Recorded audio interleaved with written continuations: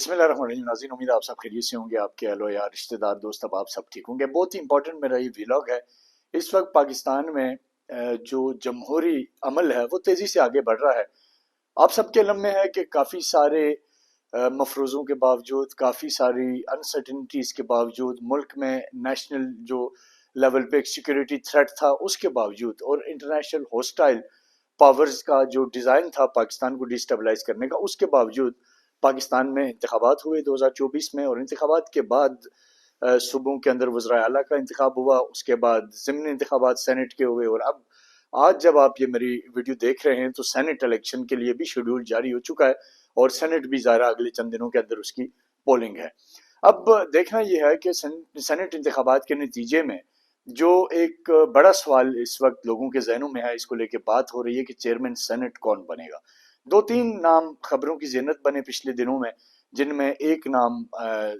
जो निगरान साबिक वज़ीर आज़म अनवारुल हक काकड़ साहब का था, सैयद यूसुफ रज़ा गिलानी साहब का नाम, और इसी तरह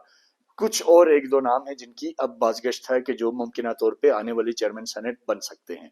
मैं मुख्तसरन इस वीडियो के अंदर एक बहुत अहम जायज़ा लेना चाहूँगा।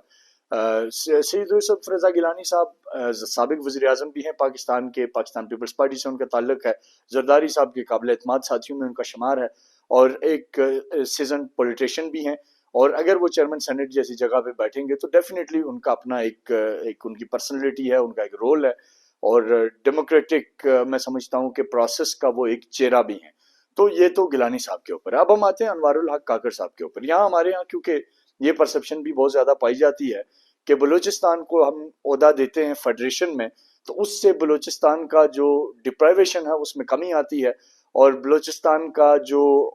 लोकल लोगों की जो सेंटिमेंट्स हैं उनको एड्रेस करने के लिए बेसिकली हम फेडरल में बलूचिस्तान के लोगों को ज़्यादा अहमियत देते हैं। मैं ज़्यादा इस पे बात नहीं करूंगा, लेकिन केयर टेकर गवर्नमेंट में जब हमने ये देखा कि अनवारुल हक काकड़ साहब को वज़ीर आज़म पाकिस्तान बनाया गया, तो डेफिनेटली पहला रिएक्शन जो मेरा भी था बड़ा खुशी का था, और इस तरह बहुत से लोग भी खुश थे कि काकड़ साहब एक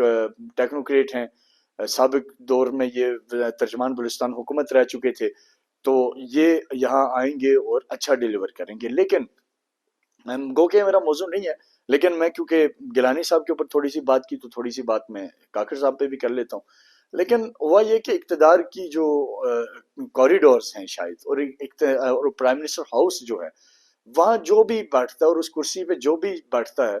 उसका जहन जो है वो कहीं ना कहीं माजी के इमरान खान का जहन, माजी के नवाज शरीफ का जहन, माजी के जब उस वक्त पीपल्स पार्टी की गवर्नमेंट थी उनका जहन, वो कहीं ना कहीं इन लोगों को भी असर करता है। बड़ा अच्छा होता कि काकड़ साहब बलूचिस्तान से मुंतखब हुए, बलूचिस्तान से उनका ताल्लुक था, उनको नोटिफाई किया गया as a care taker PM. वो बलूचिस्तान के असास मारूमी के लिए काम करते, बलूचिस्तान के लिए कुछ ऐसा एक्स्ट्राऑर्डिनरी करते जो उनको याद रखा जाता। लेकिन अलमिया ये है कि सादिक संजानी साहब की तरह, जैसे सादिक संजानी चेयरमैन सेनेट रहे, इतना अरसा रहे, लेकिन सिर्फ एक मैं समझता हूँ कि एक शख्स था बस जो एक कुर्सी पे बैठा रहा, उसने बलूचिस्तान के लिए कुछ नहीं किया। अगर उन्होंने कुछ भी किया तो वो आज लाएं और बताएं संजानी साहब के, मैं हमने बतौर चेयरमैन सेनेट बलूचिस्तान की मारूमी दूर करने के लिए ये बुलेट पॉइंट बताएं कि मैंने ये 4-5 काम किए, कुछ नहीं किया। एक्सट्रीमली डिसअपॉइंटमेंट उस वक्त हुई जब अनवारुल हक काकड़ साहब भी उसी डगर पे चले, कोई काम नहीं किया अपने लोगों के लिए, बलूचिस्तान के लिए। डेलीगेशन आके यहाँ बैठे रहते, कोई उनको सुना नहीं गया, उनको एड्रेस नहीं किया गया। बहुत कुछ बलूचिस्तान के लिए इस दौर में हो सकता था, लेकिन कुछ नहीं हुआ। ये बात इसलिए मैं ज़रूरी समझ रहा हूँ क्योंकि हम कहते हैं ना जी कि छोटे सूबों से केयर टेकर में ये ओहदा दे दो, केयर टेकर में वो ओहदा दे दो, तो ये असासे महरूमी खत्म हो जाएगी, डिप्राइवेशन खत्म हो जाएगी। लेकिन अनफॉर्चुनेटली ऐसा नहीं होता। ये व्लॉग बनाने का मकसद भी ये है कि अगर हमारी रियासत वो वाकईतन बलूचिस्तान के लिए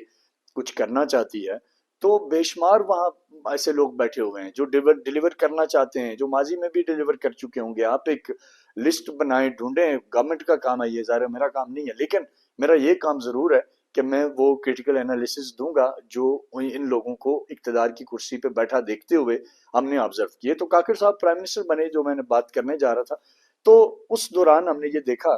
कि उनके ऊपर भी वही असर हो गया। वही जो प्राइम मिनिस्टर हाउस के अंदर की जो कॉरिडोर की जो سازشی تھیوریز ہیں وہ اثر کرنے لگیں، اور اسی طریقے سے کاکڑ صاحب کے کچھ جو مبینہ طور پہ جو ان کے اپنے دور میں جو اقدامات تھے وہ بھی کوئی اتنے زیادہ کسی اور اینگل سے بھی دیکھا جائے تو زیادہ اچھے نہیں تھے۔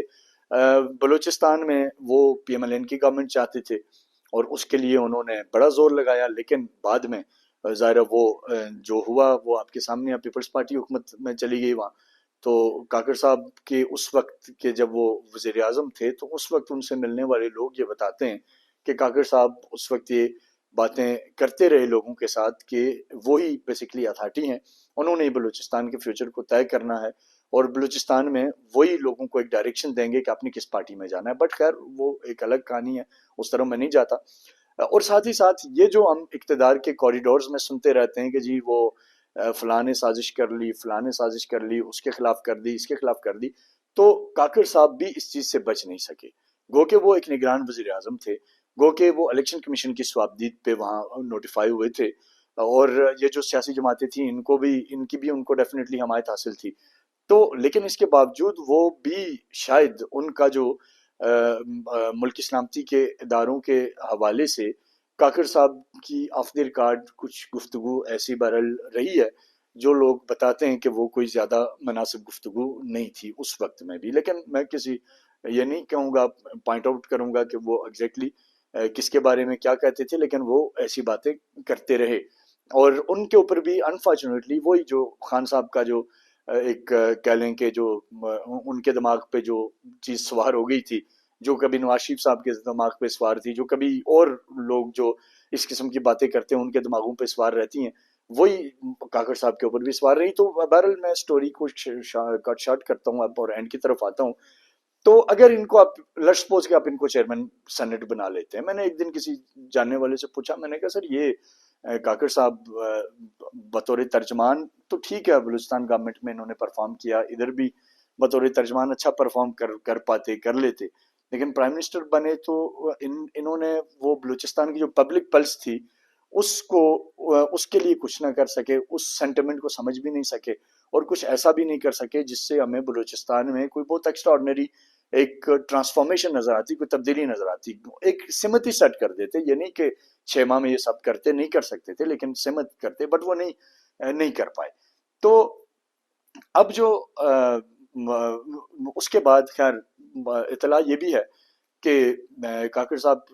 چیئرمین سینٹ سے اگر ڈراپ ہو جاتے ہیں تو پھر ان کی یہ کوشش ہے کہ وہ کسی ملک کا سفیر لگنا چاہتے ہیں، شاید یہ بھی ان کے اس وقت ذہن میں ہے۔ تو بہرحال یہ ظاہر ریاست کا کام ہے، ہم اس کے اوپر گہرائی میں نہیں پڑتے، اگر وہ اس کے لیے اہل ہیں تو ان کو ضرور لگایا جائے۔ لیکن خبر جو میری اس پورے ویلاگ میں اور اس پوری جو کہانی میں جو ایڈریس کرنا چاہتا ہوں کہ اگر ہم نے چھوٹے صوبوں سے لوگوں کو فیڈرل لیول کے اوپر آپ نے ان کو نمائندگی دینی ہے تو اس کا امپیکٹ وہاں کے ایک عام آدمی پہ آنا چاہیے۔ ایک عام نوجوان جو امیدیں لگائے بیٹھا ہوتا ہے کہ ہمارا آدمی جب سی ایم بنے گا، پرائم منسٹر بنے گا تو وہ ہمارے لیے کچھ کرے گا، یا چیئرمین سینٹ بنے گا تو وہ ہمارے لیے کچھ کرے گا، لیکن انفارچونیٹلی سنجرانی صاحب فیل ہوئے، اسی طریقے سے کاکڑ صاحب فیل ہوئے۔ اگر ہم نے ابھی تیسرا تجربہ کرنا ہے تو کوئی بہتر آدمی فیڈریشن کو اس کام کے لیے چننا ہوگا جو چیئرمین سینٹ کے لیے آئے، کیونکہ اب میرا خیال ہے کہ اور بھی 2-4 نام ہیں جو اس دوڑ میں شامل ہو جائیں گے، ان میں بھی 1-2 کا تعلق بلوچستان سے ہے۔ تو بلوچستان کے لوگوں کو ہمیں رسپیکٹ دینی چاہیے، انہیں پرائرٹی دینی چاہیے، گورنمنٹ میں جگہ دینی چاہیے۔ لیکن مجھے جو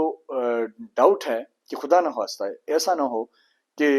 برائے نام عہدے تو برتے رہیں لیکن اس سے بلوچستان کے ایک عام آدمی کو، وہاں کے انفراسٹرکچر کو، وہاں کے سسٹم کو کوئی اگر فائدہ نہیں ہوتا تو وہ چیز ہمیں فائدہ نہیں دے گی۔ اور آخر میں ابھی جو حالیہ دنوں یہ جو D G I S I general Nadeem Anjum صاحب کے حوالے سے ایک خبر اڑائی گئی اور کہا گیا کہ جی وہ امریکہ میں سفیر جا رہے ہیں، تو یہ اعزاز سید صاحب جو ہیں یہ ظاہر جیو ٹی وی کے ساتھ منسلک ہیں، ہمارے دوست بھی ہیں، اور انہوں نے انوار کاکڑ صاحب کا انٹرویو کیا تھا جب انوار کاکڑ صاحب پرائم منسٹر تھے، تو کافی ان کے اچھے تعلقات بھی ہیں۔ تو بہرحال میں ظاہر مفروضوں پہ مبنی یا کوئی اس قسم کی بات چیت کا کبھی قائل نہیں ہوں، لیکن یہ میں ضرور جانتا ہوں کہ کاکڑ صاحب بھی ایمبیسڈر کے خواہش مند ہیں اگر وہ چیئرمین سینٹ سے سلپ ہو گئے۔ تو ان چیزوں کو بہرحال دیکھ لیجئے،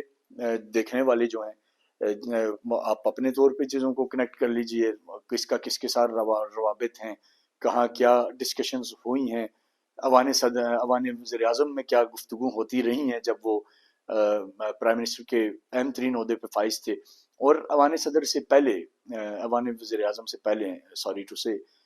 جب وہ نگران وزیر اعظم نہیں بنے تھے تب کیا گفتگو ہوتی رہی ہیں. تو یہ بہت ساری چیزیں ہیں، ان کو آپ جائزہ لیں. بطور وزیر اعظم کاکڑ صاحب کے ساتھ گھومنے پھرنے والی شخصیات کی فوٹیجز کو بھی دیکھ لیجئے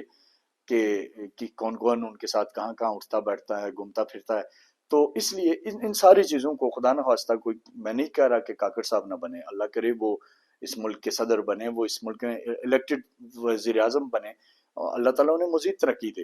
لیکن اگر ہم نے اس کو اس طرح کی شخصیات کو یہاں فیڈرل میں ہماری ریاست میں اہم ذمہ داریاں دینی ہیں تو صرف یہ ضرور دیکھ لیجئے گا، جائزہ لے لیجئے گا اور ایک کیلکولیشنز کر لیجئے گا کہ کیا انہوں نے اپنے